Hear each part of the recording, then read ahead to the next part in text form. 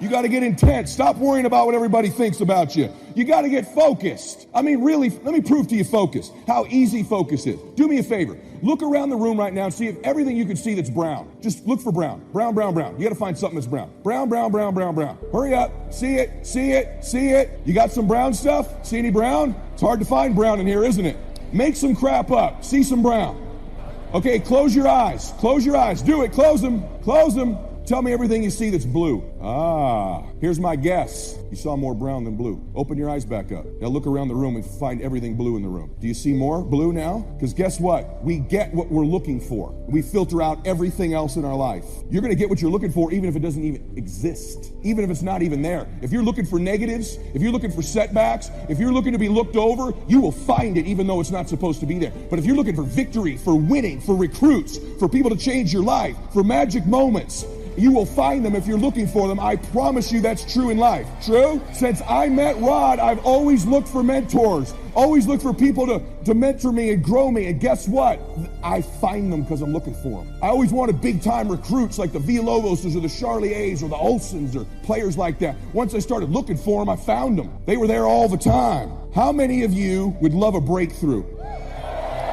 All right. Number one, you got to have a permeating attitude that you're going to win. You got to have a positive outlook. You got to be optimistic. You got to know you're going to win. You got to, right now, you got to say, I'm going to win. I don't mean just this contest. I don't mean the contest. I mean, I'm going to win. I'm going to win. My life is going to win. There's going to be a victorious life here. Because listen to me, the price you pay for losing here is too extreme. You have to carry the burden of failure the rest of your life. You carry that around with you if you fail here. The biggest thing that breaks my heart is you feel this spirit right now. And then when you get back, these dream stealers run into you. And they start to steal your dream. And you quit. You give up. You got to decide I'm going to win. You got to decide that the failure part of carrying failure, you've been exposed to what your life could be. If you fail here, the price is extreme. It's forever. You carry the failure forever. I'm being honest with you. I meet people oftentimes that say, I was in WFG. You really changed my life for this meeting. But. And they put their heads down. They've been carrying it. They carry it. They see these Facebooks and Instagrams and what we're doing. You got to know you're going to win. You got to sell out. Yeah, I'm telling you, you got to become a sellout. You need to sell out. You need to get obsessed. You got to get relentless. You got to be a road dog. You got to get intense. That's what you got to do. You got to put your head down for a 4 to 6 year window. I don't care if you're brand new or you're one of these front rows. We need 4 to 6 years right now, like the best you ever had. You can feel it from me right now. I've been doing this 25 years. I haven't felt like this in 20. This is going to be the best run we've had. We're playing offense again. We're selling the dream again. You can feel it. We got some swagger at this convention, don't we? You can feel it.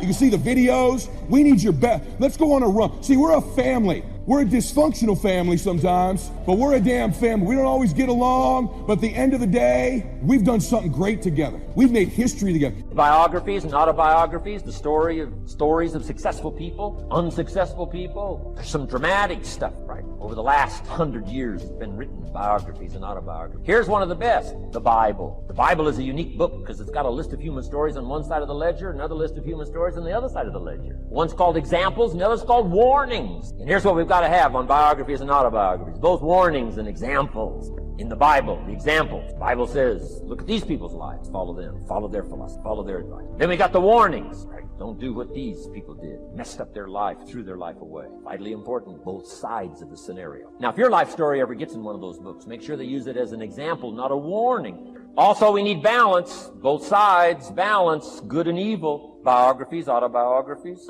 You need a book on Gandhi. You need a book on Hitler. One to illustrate how high a human being can go, and the other one to illustrate what? How low and despicable a human being can become. We need both sides of the scenario. Next, accounting. Got to have a little, at least primary view of accounting. Kids have got to start learning the difference between a debit and a credit. Next is law. We all need, right, a little bit. You don't have to be a lawyer, but you got to know contracts, what to sign, what not to sign, backups, good advice, how to be safe rather than sorry. All of us need a little law. Not a lawyer, but a little law, especially these complicated days. Everything's in court these days. I learned this the hard way.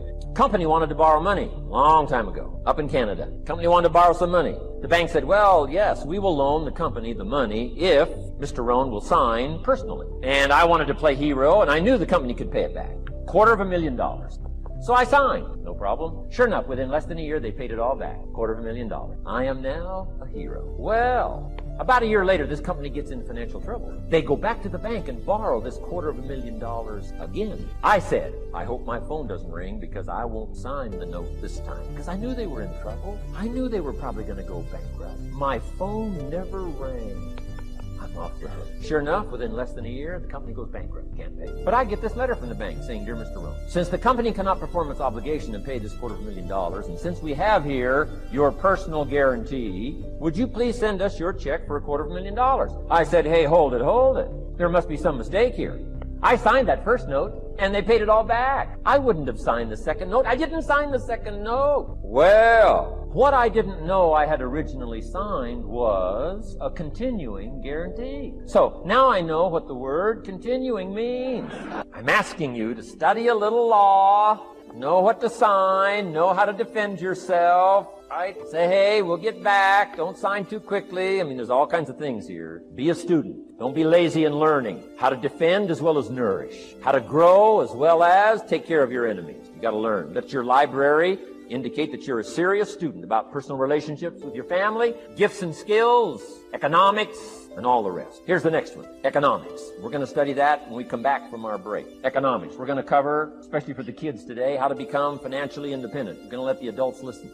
I've been teaching kids for the last 18, 19 years how to be rich by 40, 35 if you're extra bright. Most kids think they're extra bright. They go for 35 or much sooner if you find a unique opportunity. We're going to get into that. Be a student of economics. Next, culture, sophistication. Don't leave that out of your life. Culture, sophistication. Culture is part of the fabric of the nation. Culture is what makes us different than dogs and animals. Culture is what makes us different from the barbarian. Culture, sophistication. Be a student of the dance and the art and the music, and all the rest of those extraordinary human values that are possible for us all to participate in as well as to enjoy. Be a student of culture. And the last one is spirituality. Study it from the Bible and all the related books about spirituality. If you're a believer, study and practice. Let your library show you're a serious student. Next, keep a journal. Shelf said, Mr. Rohn, not only be a student, but the good ideas that you develop from the book. Keep a separate journal. Write all this stuff down. Here's what he said. Don't trust your memory. If you're serious about becoming wealthy and powerful and sophisticated and healthy, influential, cultured, unique, keep a journal. Don't trust your memory. If you listen to something valuable, write it down. Come across something important, write it down. Write it down. Now, I used to take notes on pieces of paper and torn off corners and backs of old envelopes and restaurant placemats and long sheets and narrow sheets and little sheets and pieces thrown in a drawer. Found out, best way, keep a journal. I've been keeping these journals now since age 25. It makes up a valuable part of my own learning, and it's a valuable part of my library. My own journals now form a good portion of my own library.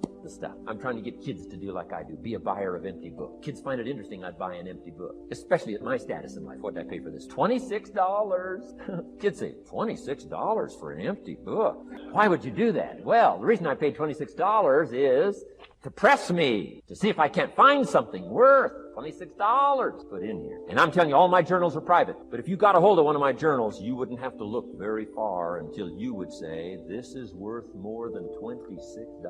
I must admit, if you got a glimpse of Mr. Rohn's journals, you'd have to say he is a serious, not just committed to his craft, but committed to life, committed to skills, committed to learning, to see what I can do with seed and soil and sunshine and rain and miracle and possibilities and turn it into equities of life and treasure, family relationships, enterprise, sales, management, gifts galore, everything you want, all available, especially in America. I'm asking you to keep a journal.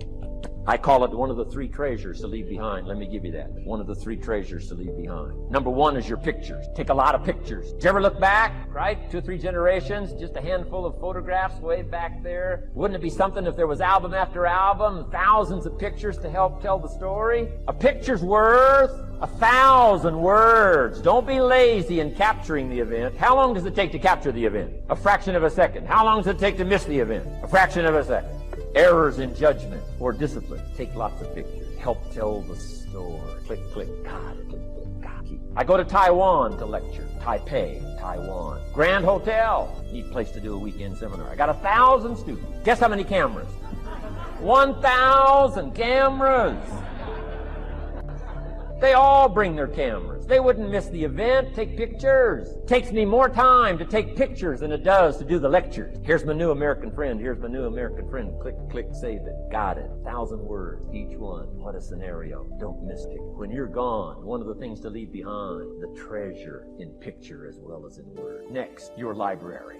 The library that you gathered, that taught you, that instructed you, that helped you to defend your ideal, that helped you to develop a philosophy, that helped you to become wealthy and powerful and healthy and sophisticated and unique. The library that helped you conquer some disease. The library that helped you to conquer poverty. The library that caused you to walk away from the ghetto. The library, the books that instructed you, fed your mind and fed your soul. Leave your library behind. One of the greatest gifts you can leave behind is your library. Stepping stones out of the darkness into the light. Your library. So leave your books behind. Your books will be more valuable than your couch.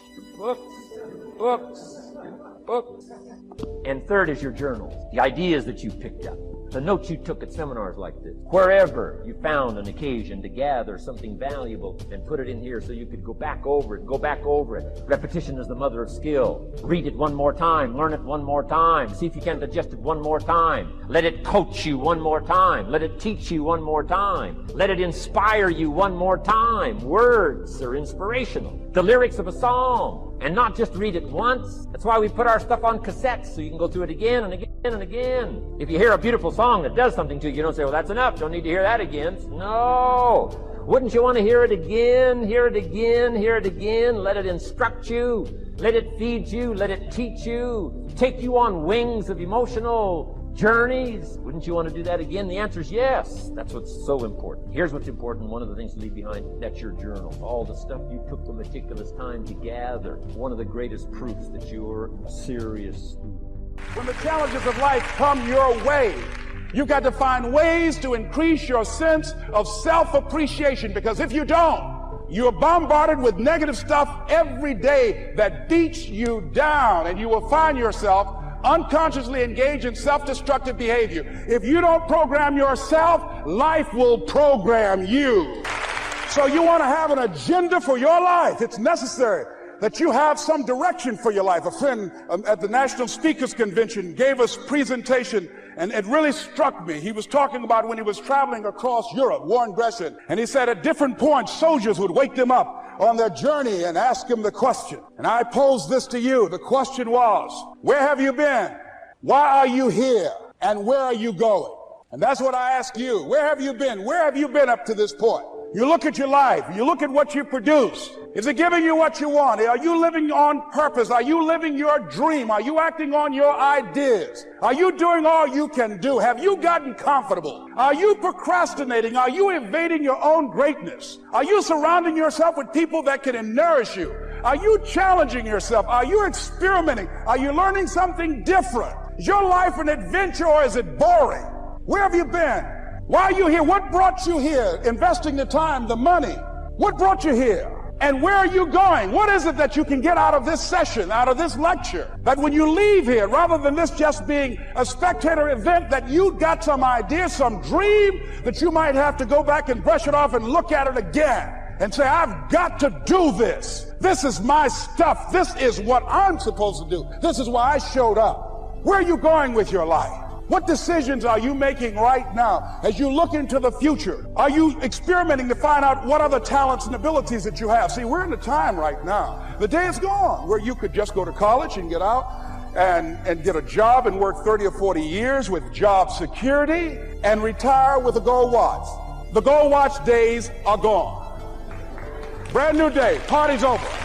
So now you have got to be multi-talented and multi-skilled. You've got to use all your stuff. You don't know what else you can do. I didn't know I can do what I'm doing right now. It's necessary that you stretch and challenge yourself and say, let me see. I start out as a trainer. I'm a trainer. That's what I am. That's what my expertise was in. And then I decided, let me see, can I speak? And then I discovered, hey, I can do that. What if I hadn't tried to do that and just been satisfied with just being a trainer, with a limited vision of myself? And then after training, and then I said, well, maybe I can go into business for myself. And I started speaking, going into business for myself. Well, maybe I could train other speakers and teach them how to go into business for themselves. See, you want to have a backup plan. You want to have other strategies for yourself. In case this doesn't work out, you got something else going over here. You don't want to ever put yourself in a situation where you have a limited vision and you're only using a limited amount of your talents, of your skills, and of your abilities. And I'm saying to you, it's possible you've got some talents, some ideas in you, your ability to do some stuff that you haven't even discovered yet. And I'm suggesting that it's necessary that you get outside of your comfort zone. It's necessary that you develop some new relationships where you can learn from people. It's necessary that you do reading, that you do research. It's necessary, if you're already involved in some business, that you don't be satisfied with where you are. If you want to make it today, it's necessary for you to constantly look at ways of getting better. Not only is it possible for you to have your dream, and it's necessary for you to challenge yourself to go after it and get better and leverage relationships that can help you get to where you want to go, but it's you. The major key to your reaching your dream, your living up to your greatness, your making your contribution is you. If the economy is good, fantastic. If the banks are loaning money, that's great. If people are positive, that's great. You don't have any opposition, that's great. But the major key to your making things happen in your life is you. When I wanted to get on public television, they told me, you can't do that. So wait a minute, I've seen these other people on. It's possible I can get on. Leo Biscaya, John Bradshaw, it's possible. Wait a minute, hold on, time out. Let's be realistic. Come on, be logical. I said, well, wait a minute. Why can't I do it? Let's look here. Think about guys who have credentials, all kind of credentials. You don't have any college training. They're not going to put you on television. Give me a break. I said, thank you for that. God love you, and I'm trying. And went on about my business. You hear me? Let me tell you something. What people think about you and the possibilities for your dream is none of your business. That's their business. They have no imagination, ladies and gentlemen. They're living out of the past, out of their memory. Their attitude is it can't be done because they haven't seen it. They're judging according to appearances. The people that are going to make it in the future, the people that are making it today, let me share something with you. History is being read, but it's also being written by people with imagination.